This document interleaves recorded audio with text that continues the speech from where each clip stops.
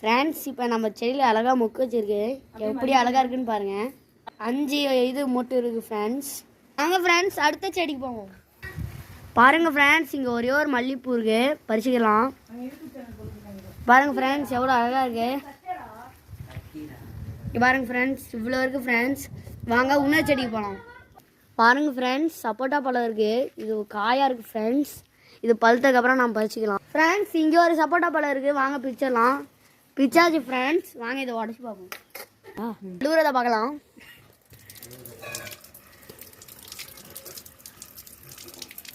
உடைக்கலாம் friends. கழுவியாச்சு, இப்போ உடச்சி பார்க்கலாம்.